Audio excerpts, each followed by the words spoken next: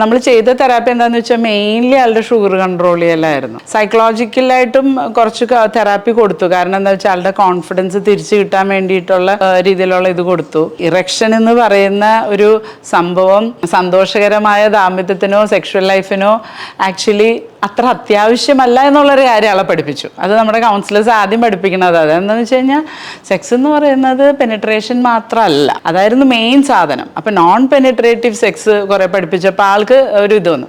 Sexual education കൊടുത്തു, അതായത് ഒരു സ്ത്രീനെ എങ്ങനെ സന്തുഷ്ടിയാക്കാം എന്നുള്ളതിന്. അപ്പം നമ്മുടെ കൗൺസിലേഴ്സ് ഇങ്ങനെ അവർക്ക് പടമൊക്കെ വരച്ച് അനാറ്റമിയൊക്കെ പറഞ്ഞു കൊടുത്ത് സ്ത്രീക്ക് ഇങ്ങനെ ഫോപ്ലേ വേണം, ഓർഗാസം ഉണ്ടാക്കാൻ ഇങ്ങനെ പറ്റും, ക്ലിറ്റോറൽ ഇതൊക്കെ മതി സ്റ്റിമുലേഷൻ.